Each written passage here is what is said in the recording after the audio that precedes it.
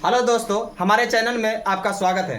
Nicklas अड्डा 07 में आपका स्वागत है। सीटेट के बच्चे के लिए मैं वीडियो लेकर आए हैं। जो सीटेट के बच्चे का मन में डर सा रहता है कि सभी सब्जेक्ट का तैयारी सही ढंग से कर पाते हैं, लेकिन मैथ का तैयारी सही ढंग से नहीं कर पाते हैं, वो कंटेंट नहीं मिल पाते हैं जिस कंटेंट की आवश्यकता होती है। जिस तरह से हमारे टाइम का अभाव होता है, एक क्वेश्चन को बनाने के लिए 1 ही मिनट का टाइम होता है और उस तरह से तैयारी नहीं कर पाते हैं और हमारे एग्जाम हॉल में मैथ का क्वेश्चन छूट जाता है, जिसके कारण स्कोर नहीं कर पाते हैं। अब डरने की कोई बात नहीं है। अगर सीटेट में एक अच्छा मैथ में रिजल्ट बनाना है तो हमारे चैनल से जुड़े रहना है और अपने दोस्तों को भी बता देना है कि क्लास अड्डा 07 बहुत बेहतरीन कंटेंट के साथ सरल तरीके से समझाया जाता है। आप उसको जरूर उस चैनल से जुड़िए और इसका भरपूर लाभ उठाइए। एकदम फ्री में आप पूरी तैयारी कराएंगे सीटेट के मैथ का सिलेबस का। बस अभी हम अपने चैनल पर बस सीटेट का मैथ का ही तैयारी करा पा रहे हैं। आप सब सपोर्ट करते रहिए। अगले सीजन में आपका जो 2026 में जो सीटेट होगा तो पूरी टीम के साथ उतरेंगे मैदान में। बस आप सब सपोर्ट करते रहिए। अब मेरा पढ़ाने का जो तरीका है, बस उस अगर अच्छा लगे तो आप सब सपोर्ट जरूर कीजिएगा। मैं यहाँ से आज वीडियो को शुरू कर रहे हैं। अगर मैं अच्छा लगे वीडियो तो जरूर लाइक और शेयर कीजिएगा। सीटेट का मैथ लेकर आए हैं।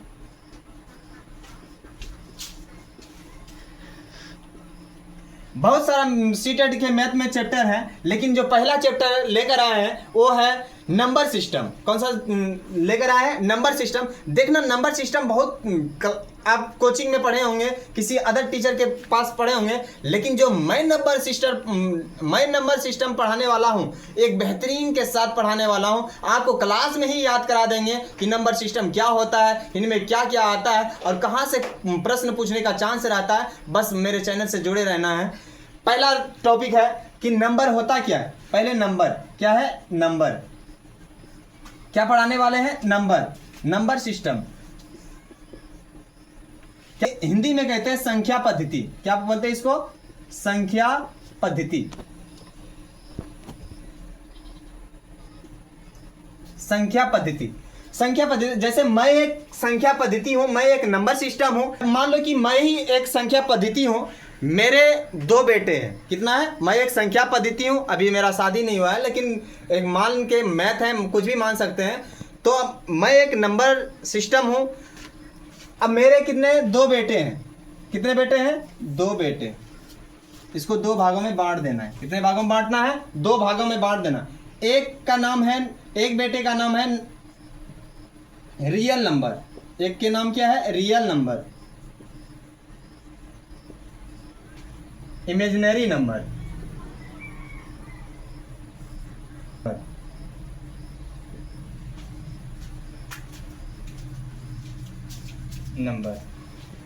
इमेजिनरी। वास्तविक संख्या।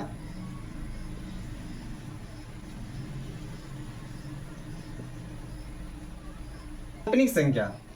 हिंदी में काल्पनिक संख्या।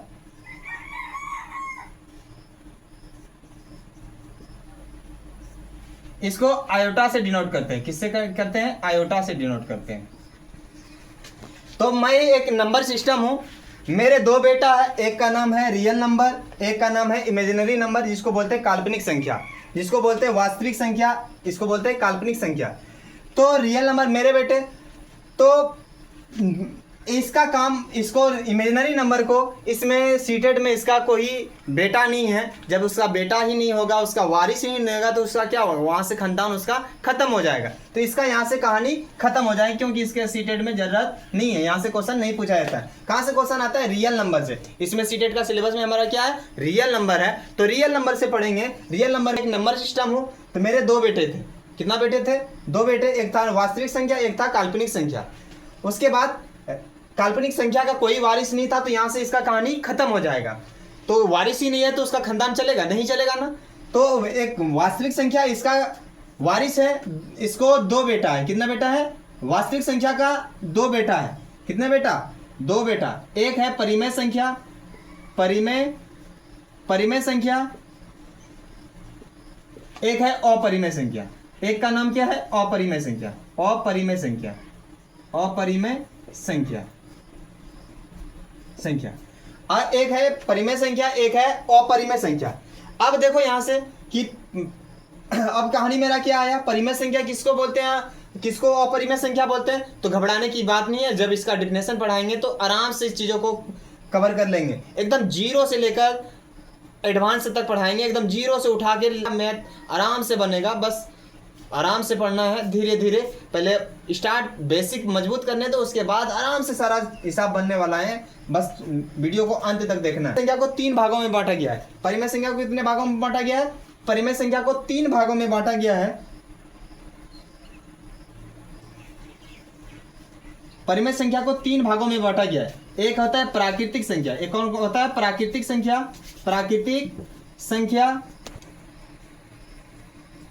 दूसरा होता है पूर्ण संख्या और एक होता है पूर्णांक। क्या होता है, पूर्णांक, पूर्णांक संख्या।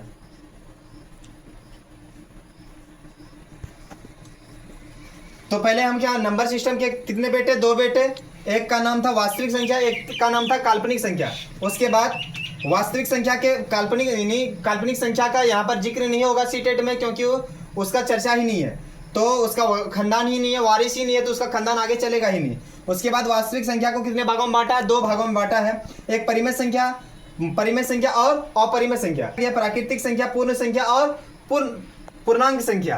तो इनके एक एक करके पढ़ेंगे यहाँ से कि किस तरह से यहाँ से पूछा जाता है, इसके बारे में जानेंगे कि परिमेय संख्या क्या होता है। रियल पहले इसको पढ़ेंगे, वास्तविक संख्या के बारे में, उसके बाद परिमेय संख्या के बारे में पढ़ेंगे। आराम से इसको आराम से लिख लेना है एक बार। उसके बाद सबका परिभाषा लिखा रहे हैं कि नंबर सिस्टम क्या है, परिमेय संख्या किसको बोलते हैं, प्राकृतिक संख्या किसको बोलते हैं, पूर्ण संख्या किसको बोलते हैं, पूर्णांक। नंबर सिस्टम में क्या पढ़े, नंबर सिस्टम में 2 चीज पढ़े, एक है वास्तविक संख्या, एक है काल्पनिक संख्या। काल्पनिक संख्या का चर्चा ही नहीं है, क्योंकि उसका यहाँ पर सीटेट में जिक्र ही नहीं किया गया। तो हम अब इस सबका एक एक करके परिभाषा जानेंगे। वास्तविक संख्या, तो वास्तविक संख्या के अंदर में पढ़े ना, पहला क्या है वास्तविक संख्या में, पहला क्या आता था, परिमेय संख्या। क्या पढ़े थे, परिमेय संख्या, परिमेय संख्या, परिमेय संख्या। अब जानेंगे परिमेय संख्या। परिमेय संख्या किसको बोलेंगे, यहां से भी प्रश्न पूछा गया है सीटेट में। परिमेय संख्या एक बार लिख लो चीजों को। परिमेय संख्या वैसी संख्या जिसको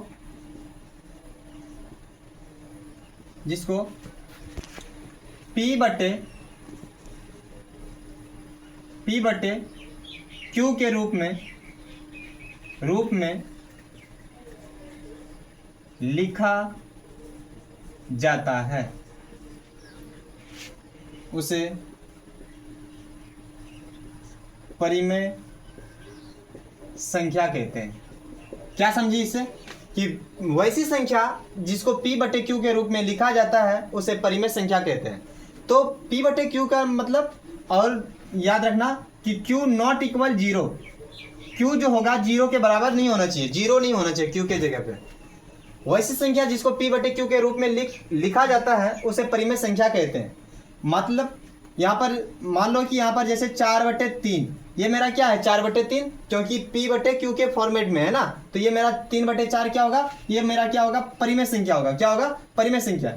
और जैसे यहाँ पर -3/4, ये भी क्या होगा, मेरा परिमेय संख्या होगा। जैसे मान लो 2, क्या ये 2 परिमेय संख्या या नहीं है, तो हाँ 2 परिमेय संख्या। क्यों परिमेय है, आप तो बताए थे कि P बटे Q के रूप में लिखना चाहिए, बट्टे के रूप में होना चाहिए, तो हाँ बट्टे के रूप में है। इनके नीचे हम 1 लगा सकते हैं, किसी नंबर के संख्या, प्राकृतिक संख्या या पूर्ण संख्या के नीचे हम 1 लगा सकते हैं। क्या लगा सकते हैं, या पूर्णांक संख्या के नीचे हम 1 लगा सकते हैं। तो 1 लगाने की आज़ादी है, यानी महात्मा गांधी का ये लाठी हमेशा किसी नंबर के नीचे लगा सकते हैं। उस नंबर के नीचे नहीं लगा सकते हैं जिनका रूट से वैल्यू बाहर नहीं होता हो।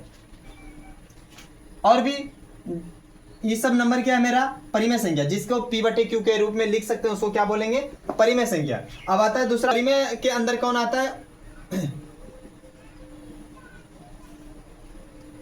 अपरिमेय। आराम से पढ़ना है। अपरिमेय संख्या, अपरिमेय संख्या बोलेंगे वैसी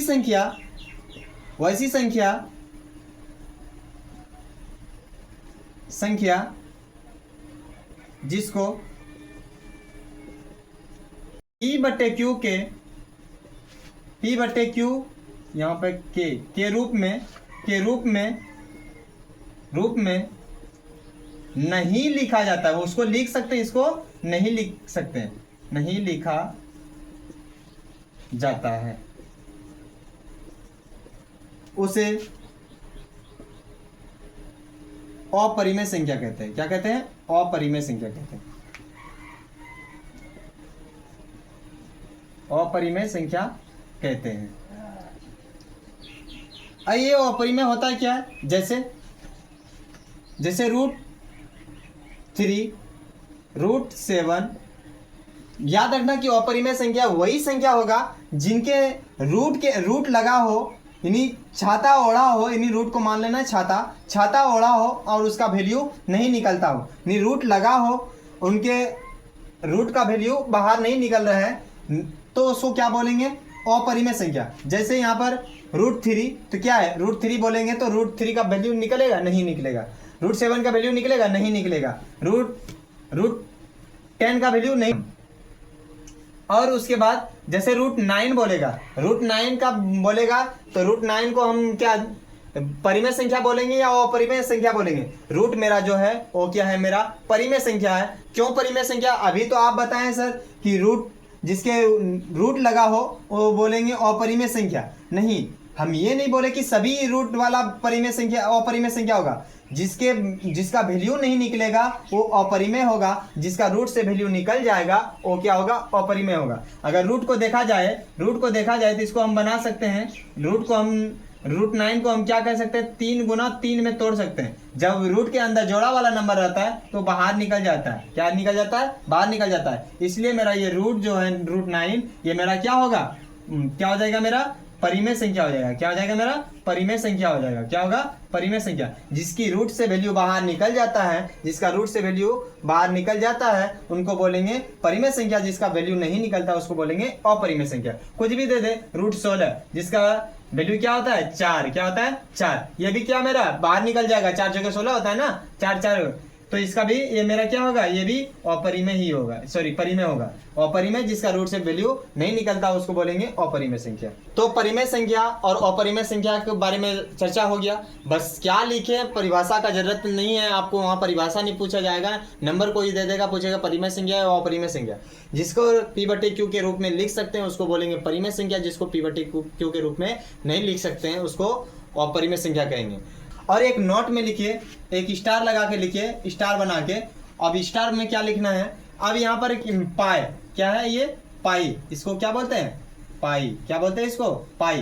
पाई का जो मान होता है, पाई का मान कितना होता है? पाई बराबर कितना होता है? 22/7। यहाँ से क्वेश्चन पूछा गया है 22/7। ये फॉर्मूला नहीं पूछेगा कि ये पाई का वैल्यू नहीं पूछेगा कि क्या होता है, कितना होता है, ये सबको पता रहता है। या तो क्या इसका वैल्यू आएगा 3.14, ये ना आता है, तो ये नहीं पूछेगा आपको। बस यहाँ से ये पूछा जाएगा परिमेय संख्या है या अपरिमेय संख्या। तो यहाँ पर पाई जो मेरा है वो अपरिमेय संख्या है। क्या मेरा? अपरिमेय संख्या है। क्या मेरा? अपरिमेय संख्या है। याद रखना। देख यहाँ पर, और मेरा 22/7, ये 22/7।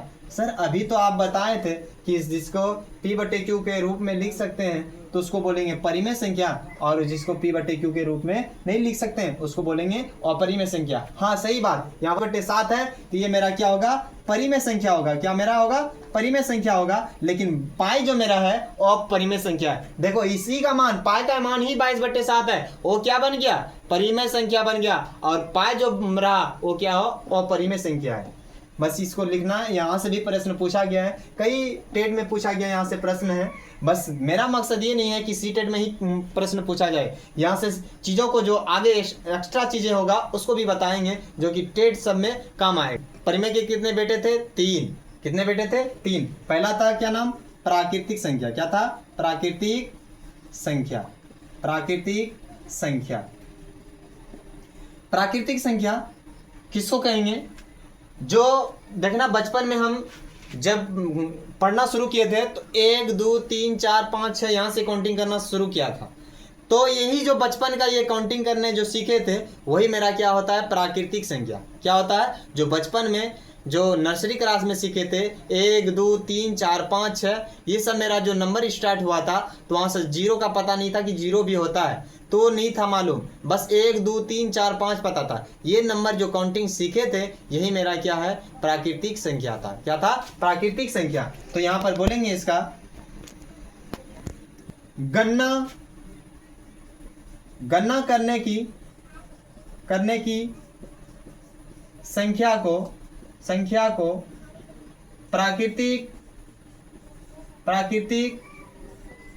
संख्या कहते हैं। बस क्या लिखे इनको चीज़ों को याद नहीं करना है, बस जो बता रहे हैं उन चीज़ों को याद करना। जब बचपन में थे तो क्या 1 2 3 4 काउंटिंग करना शुरू कर दिए थे ना, वही बचपन में जो काउंटिंग सीखे थे वही मेरा क्या था, प्राकृतिक संख्या था। क्या था, प्राकृतिक संख्या। कहाँ से स्टार्ट होता था, 1 से। तो याद रखना प्राकृतिक संख्या कहाँ से स्टार्ट होता है, 1 से लेकर अनंत तक चलता है। कहाँ तक चलता है, अनंत तक चलता है, उन्हीं को बोलते हैं प्राकृतिक संख्या। 2 3 4 5 डॉट डॉट डॉट इन्फिनिटी तक, यानी दुनिया के अंत तक ये संख्या चलेगा, चलते रहेगा। तो यही सब नंबर को क्या बोलते हैं, प्राकृतिक संख्या। क्या बोलते हैं, प्राकृतिक संख्या। उसके बाद आता है दूसरा नंबर में पूर्ण संख्या। क्या आता है, पूर्ण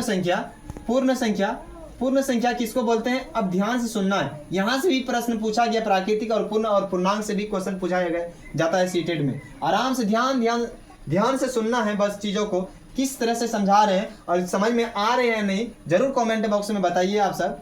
और अगर वीडियो अच्छा लगे तो लाइक और शेयर जरूर कीजिएगा। अब पूर्ण संख्या, जिसको इंग्लिश में बोलते हैं होल नंबर, इसको अब जानेंगे कि पूर्ण संख्या क्या होता है। पूर्ण संख्या, अब बचपन में थे तो 1 2 3 4, जब 1 2 क्लास गए ना तो पता चला कि जब हिसाब बनाने लगा ना तो मास्टर साहब क्या देता था, तो जीरो देता था। तो अब समझ में नहीं आता था, हम तो बचपन में पढ़े थे 1 2 3 4 5, अब जीरो का, तो पता चला कि जीरो भी एक नंबर सिस्टम का ही भाग है, तो उसको पूर्ण संख्या में रखा गया है। जो अभी 1 2 3 4 ये पूर्ण नहीं था, जब जीरो लगा दिए तो क्या हो गया, पूर्ण हो गया। क्या हो गया, पूर्ण हो गया। तो कहां से पूर्ण संख्या स्टार्ट होता है, जीरो से लेकर अनंत तक जाता है, जीरो से लेकर अनंत तक जाता है, इन्हीं को बोलते हैं क्या, पूर्ण संख्या। क्या बोलते हैं इसको, पूर्ण संख्या। क्या बोलते हैं, पूर्ण संख्या। जीरो से लेकर अनंत तक की संख्या को पूर्ण संख्या कहेंगे। क्या जरूरी नहीं है इसका परिभाषा, तुम्हारा परिभाषा की जरूरत, कोई परिभाषा नहीं पूछेगा, कोई जरूरत नहीं है तुम्हारा परिभाषा का, बस चीजों को समझना कि चीजों कितने में आ रहा है, चीजें उस पर निर्भर करना है। तो जीरो से लेकर स्टार्ट होता है, इंफिनिटी तक चलता है, उसको बोलते हैं पूर्ण संख्या। उसके बाद है तीसरा नंबर में क्या आता है, पूर्णांक। क्या आता है, पूर्णांक संख्या।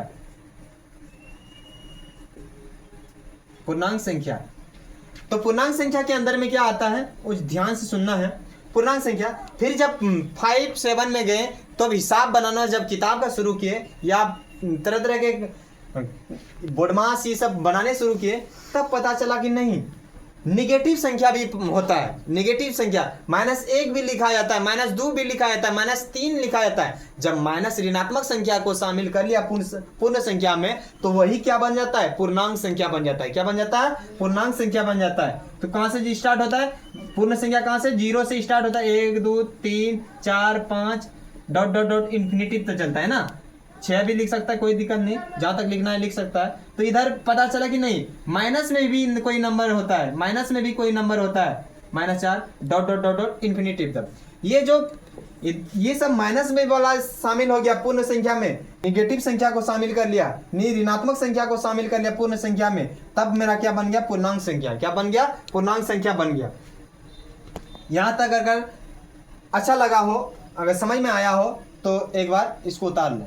प्राकृतिक संख्या जब 1 से शुरू करते हैं, जब बचपन में काउंटिंग शुरू किए थे 1 से लेकर अनंत तक गिनते हैं, 1 2 3 4 5, ये सब मेरा क्या है, प्राकृतिक संख्या है। पूर्ण संख्या जब जीरो को शामिल कर देते हो प्राकृतिक संख्या में, तो वही मेरा पूर्ण संख्या होता है। फिर आता है पूर्णात्मक संख्या को शामिल कर लेते हैं पूर्णांक संख्या में, तो पूर्ण संख्या में तो वो क्या बन जाता है, पूर्णांक बन जाता है। क्या बनता है, पूर्णांक। जब माइनस को शामिल कर लेते हैं तो ये मेरा क्या होता है, पूर्णांक संख्या बन जाता है। परिमेय संख्या का जितना भाग था हम पढ़ा लिए, अभी पढ़ेंगे सम संख्या और विषम संख्या।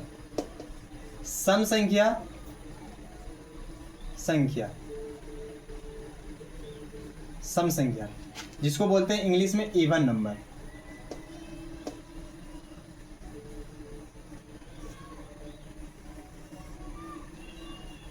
सम संख्या। अब ये सम संख्या होता क्या है, इनको ध्यान से सुनना है। लिखो, जो संख्या 2 से विभाजित हो जाता है,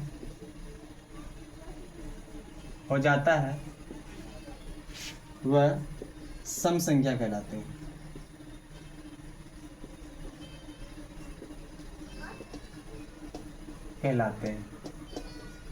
अब क्या लिखें उनको ध्यान नहीं देना, बस एक बार पढ़ लेना। जो संख्या 2 से विभाजित हो जाता है वह सम संख्या कहलाता है। यानी इसका मतलब कहने का है कि जो नंबर, कोई भी नंबर लेगा, जैसे मान लो 22, अगर ये मेरा 2 से विभाजित हो रहा है, यानी भाग लग रहा है, पूरा कट रहा है, तो हम बोलेंगे क्या, ये मेरा सम संख्या है। तो एक बार चेक कर लेना है, कैसे, 2 से भाग देना। तो 2 से भाग देंगे तो 2 का 2, घटाएंगे तो कुछ बचेगा क्या, नहीं, कुछ नहीं बचेगा। फिर क्या उतारेंगे, 2 का 2, कुछ बचेगा कि नहीं, तो 0। तो जिसका शेषफल 0 बचेगा, यानी भाग देने के बाद 2 से भाग देने पर शेषफल 0 बचता है, तो वो होता है सम संख्या। क्या होता है, सम संख्या। तो ये सम संख्या होता है। ये 22, 4, 5, 6, 8, 10, ये सब मेरा क्या नंबर है, सम संख्या। विषम संख्या क्या पढ़ेंगे, विषम संख्या। अब विषम संख्या क्या होता है, अब ध्यान से सुनना है। विषम संख्या, जो संख्या 2 से विभाजित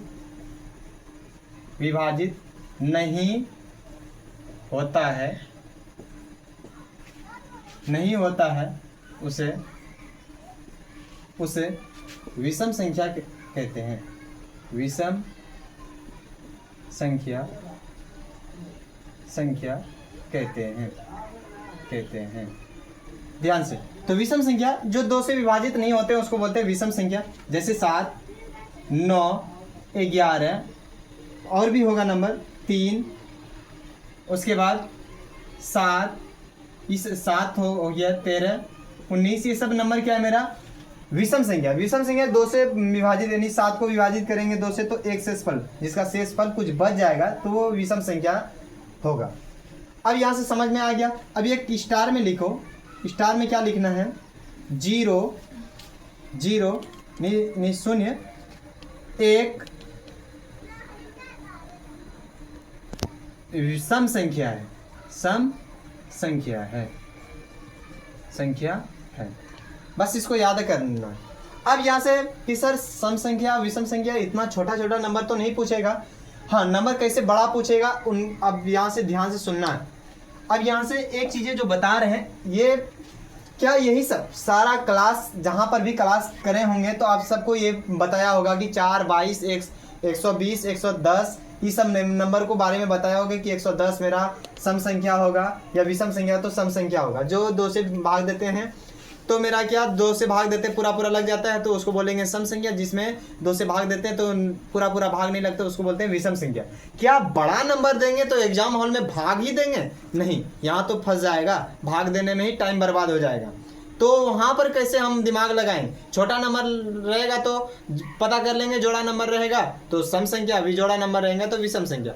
क्या बड़ा नंबर रहेगा, जब 6-7 डिजिट मिलकर एक बड़ा नंबर बनेगा, तब कैसे पता करेंगे कि सम होगा या विषम। तो उसके लिए जो ट्रिक लेकर आए हैं, 6, 7, 8, 9, 6, 3। तो अब ये नंबर पता नहीं चल रहा है, 2 से भाग देना शुरू करेंगे तो 1 मिनट का कहानी है, भाग देने में 2 मिनट लगा तो आपका टाइम बर्बाद हुआ। तो यहाँ से इस तरह नहीं करना है। कैसे बचेगा, उन पर ध्यान देना है एग्जाम हॉल में।